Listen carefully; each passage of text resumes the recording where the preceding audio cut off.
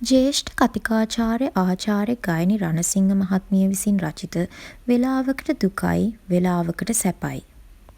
පළවෙනි පටුන. දුක ගෙන දෙන ජීවිත ගමන. දහසක් රාජකාරී වැඩ කටයුතු සිතේ පුරවාගෙන නින්දට යන ඔබ පසුවදා උදෑසන අවදි වන්නේ එම වැඩ කටයුතු සියල්ලම හැකි ඉක්මනින් නිම කර ගැනීමේ අටියෙනි. ඒත් එදින හවස් වන විට තිබුණාටත් වඩා වැඩ කටයුතු ලයිස්තුවක් නැවත හිසමත් දරාගෙන ඔබ නින්දට යයි. මේ කෙලවරක් නොමැති වැඩ රාජකාරි වලින් බරිතව දිනෙන් දින වයසට යන ඔබේ ජීවිතයයි.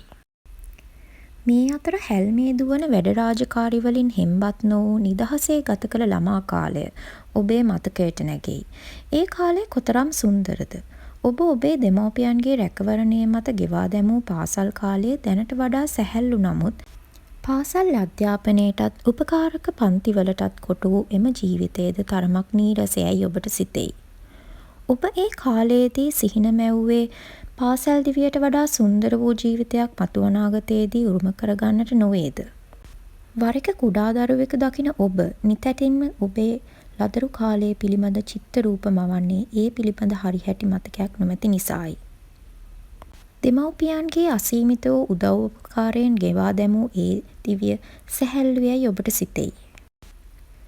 ඒත් කුඩා දරුවෙක් හඬමින් ලෙඩ වෙමින් ගත කරන අවස්ථාවක් දුටුවිට ඔබත් කොයිතරම් හඬමින් ලෙඩ වෙමින් කිසිත් කර කියාගත නොහැකිව කොයිතරම්නම් දුකක් විඳින්නට ඇත්තැයි සිතෙයි. බිලින්දෙක් දරුවෙක් ළමයෙක් තරුණියක් තරුණයෙක් බිරිඳක් සැමියෙක් ගෘහණියක් මවක් පියෙක් ගුරුවරයෙක් යම් කිසි රාජකාරියක නිරත වන්නෙක් ලෙස නානාවිධ වූ භූමිකම්පාවන් පසු කරමින් ඔබ කෙමෙන් කෙමෙන් පියවර තබන්නේ මහල්ලෙක් ලෙඩෙක් මළමිනියක් යන භූමිකාවලින් ජීවිත ගමනේ නිමාවක් දකින්නයි. එසේ වුවද සමහර අයගේ ජීවිත මේ භූමිකාවල් ළඟා කරගන්නටත් කලින්ම නිමා වූ හැටි ඔබ අත්දැක ඇත. සැබවින්ම ඔබේ ජීවිත ගමන මෙසේ නිමා වේද? ඔබට මරණින් පසු සිදුවන්නේ කුමක්ද? ඔබ මරණින් මතු යලි උපතක් තිබෙනවාදැයි විශ්වාස නොකරන්නේද? ඔබ නැවත නැවතත් මෙරි මෙරි ඉපදී යන මේ දුක ගෙන දෙන සංසාර ගමනට හේතුව කුමක්ද? ඔබ අප සියලු දෙනාගේම කැමැත්ත වන්නේ ජීවත් වන ටික කාලයේ උපරිම සතුටෙන් ගෙවා දැමීමයි. ඔබ හැම විටම සිහිනමාමින් බලාපොරොත්තු සහගතව ඒ සඳහා සියලු කටයුතු සිදු කරයි. එදිනෙදා ජීවිතයේ සුපුරුදු වැඩ රාජකාරි මැද ඔබ දවස ගෙවන්නේ රිද්මයානුකූල ගලා යන මුහුදු රළක් මෙනි. ඒත් දවසේ සිදුවන සමහරක් සිදුවීම් නිසා සිත වික්ෂෝපයට, කම්පනයට පත්වන්නේ සැඩ රළ පහරක් මෙනි. මෙවැනි අවස්ථාවල සිතට දැවීම, රත්වීම, විඳ දරා ගැනීමට නොහැකි තරම්ම පීඩාකාරී නොවේද? එය සිය ළඟ දවා හරින මහ ගින්නක් මෙන් ඔබට හැඟෙයි. ඔබ හොඳට කල්පනා කරලා බලන්න ඔබේ සිතට තරහක්, වෛරයක්, ක්‍රෝධයක්, හිංසාවක් දැනුණු විට ඔබට කොයි තරම්නම් දැවිල්ලක්, පිච්චිල්ලක්, රත්විල්ලක්, තැවිල්ලක්, මත්වීමක් දැනෙනවාද කියලා. එවැනි අවස්ථාවලදී ඔබට ඔබවම පාලනය කරගත නොහැකිව ඔබ අන් අයට පහර දුන්න අවස්ථා, බැන වැදුණු අවස්ථා අනන්තවත් අත්දැකගෙන ඇත. ඔබ මේ ආකාරයට කටයුතු කරන්නේ එම දුක් දොම්නස් ඔබට උරුම වීමට ඒ අය විසින් සිදු කළ කුමන හෝ ක්‍රියාවක් හේතු වූ නිසායයි ඔබ සිතන නිසා නොවේද? සැබවින්ම ඔබ සමග ජීවත් වන අයගේ ක්‍රියා නිසා, ඔබ ජීවත් වන පරිසරය නිසා, ඔබට එදිනෙදා ජීවිතයේ කිරීමට තිබෙන කෙලවරක් නොමැති වැඩ රාජකාරී නිසා ඔබට මේ සියලු දුක්ඛම් කොටලු උරුම වෙනවාද? දෙවෙනි පටුන. දුකෙන් මිදී සැපෙන් සිටීමට ඔබ කරන දේවල්. ඔබ තවත් විටකදී ඔබට මේ සියලු දුක්ඛම් කොටලු උරුම වූයේ ග්‍රහාපල නිසා, භූත දෝෂ නිසා, නිවාස ඉදිකිරීමේදී ඇති වූ දෝෂ නිසා, ඉඩමේ ඇති ගස්කල්වල දෝෂ නිසා, ඇස්වහ කටවා දෝෂ නිසා ආදී වශයෙන් නානාවිධ වූ හේතු සිතයි. ඔබ නැවත නැවත මෙවැනි දුක් පීඩා විඳින විට එසේ සිදුවන්නේ ඔබේ කර්මය නිසා යයි සිතයි. එසේ කර්මයේ හේතුවක් යයි සිතන්නේද ඔබේ වැඩිහිටියන්ද එවැන්නක් විශ්වාස කරන නිසාය. ඔබට යම් දුකක් කනගාටුවක් උරුම වූ විට ඔබේ සිතේ ඇතිවෙන රත්වීමෙන්, පිච්චීමෙන් මිදී නිදහස් වන්නට ඔබ කොපමණ උත්සාහ කරනවාද? ඒ සඳහා ඔබ නොයෙකුත් දේවල් සිදු කරයි. ඔබ සාස්තර කියන පුද්ගලයෙක් සොයා යයි. දුකින් මිදීමට කිසිදා නොදුටු දෙවියන්ගෙන් පිහිට ඉල්ලා යාතිකා කරයි. ඔබ නිදහස් පරිසරයකට ගොස් කල්පනා කරමින් සිතේ ඇති වූ දුකෙන් කෙසේ හෝ මිදී නිදහස් වීමට කටයුතු කරයි.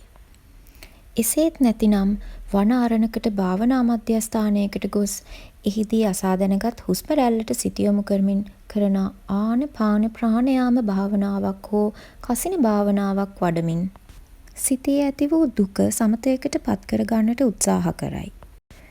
මෙසේ සම්මත සමාජයේ එදත් අදත් අපේ දෙමව්පියෝ, ගුරුවරු, වැඩිහිටියෝ, පූජකවරු දුකෙන් මිදීම උදෙසා නානාවිධ වූ ක්‍රමවේදයන් අනුගමනය කරති. මේ ක්‍රමවලින් ඔබට යම් සහනයක් ලැබෙන බව ඔබ විශ්වාස කරනවාද? සැබවින්ම මෙහිදී සිදුවන්නේ කුමක්ද? දිනක් මිනිසෙක් ඔහු සතු අනර්ඝ මෝටර් රථයකින් ගමනක් යන අතරතුර හදිසියෙම පාරේ ඉදිරියට පැමිණි බල්ලෙකු නිසා ඔහුට රථය පාලනය කරගත නොහැකිව අසල තිබුණු ගසක වැදී මෝටර් රථයට දැඩි අලාභහානි සිදුවිය. එයින් ඔහුත් ඔහුගේ බිරිඳත් ඉවසාගත නොහැකි තරම් වූ දුකට පත් වූහ. බිරිඳ ස්වාමියාට පැවසුවේ එදිනෙම ගිය ගමන Taman වෙන දිනයක වෙන වේලාවක ගියා නම් එසේ සිදු නොවන බවයි. ස්වාමියා බිරිඳට පැවසුවේ එම වේලාවේ ඔහු සමග ඇය කතා කරමින් පැමිණි නිසා ඔහුට රථය පාලනය කරගත නොහැකි වූ බවයි. අවසානයේ දෙදෙනාම තීරණය කළේ එසේ එම කරදරය සිදු වූයේ ඔවුන්ට අපල ඇස්වහ කටවහ ඇති නිසා බවයි. එසේ සිතා ඔහු දේවාලයකට ගොස් කපු මහතා ලවා දෙවියන්ට යාතිකා කොට එවැනි අනතුරු වලින් ඉදිරියේදී ඔවුන්ව ආරක්ෂා කර දෙන ලෙස දෙවියන්ගෙන් අයද සිටියහ. කපු මහතාගේ ගාම්භීර වූ කන්නලව්ව තුළින් සිතේ ඇති වූ මෙම අනාගත සුරක්ෂිතභාවය නිසා ඔවුන්ගේ සිතට සහනයක් ගෙන දුනි. දුක තුනී වී කෙමෙන් කෙමෙන් නැති වී ගියේ අනාගතයේදී Tamanට එසේ කිසිදු කරදරයක් සිදු නොවන බවට සිතේ ඇති වූ ඉමහත් විශ්වාසය නිසාවෙනි. එසේනම් මෙහිදී සිදුවන්නේ කුමක්ද? ඔබේ හිත වෙනත් බලාපොරොත්තුවක් ඔස්සේ ක්‍රියා කිරීම නිසා එම දුක తాවකාලිකව නැතිවීමයි. සැබවින්ම එවැනි දුක්ඛම් කොටළු වලින් ඔබට සදහටම මිදෙන්නට හැකි වූවාද? සැබවින්ම දෙවියන් ඔබට පිහිට වී ඔබව අනතුරු වලින් ආරක්ෂා කරනවාද? සමහර අය දුකෙන් මිදෙන්න සිතා කරන මෙවැනි ක්‍රියා නිසා කබලෙන් ලිපට වැටුණාක් මෙන් ඔවුන් අත්විඳි දුක්ඛිත තත්වයන්ටත් වඩා බලවත් වූ නොයෙකුත් දුක් කරදරවලට මුහුණ දීමට සිදු වූ අවස්ථා ඔබ අත්දැක ඇත. එසේනම් මේ දුක කුමක්ද? එය හටගන්නේ කෙසේද? එයින් සදහටම මිදී නිදහස් විය හැකිද? ඔබේ සිත ගිනි ගන්නා, තවා දවා හරින සිදුවීම් ඔබ තුල ජනිත වන අවස්ථා හොඳින් පරීක්ෂාකාරීව අත්දැක ගැනීමෙන්ම මෙම ප්‍රශ්නවලට පිළිතුරු ඔබම සොයා ගන්නට උත්සාහ කරන්න.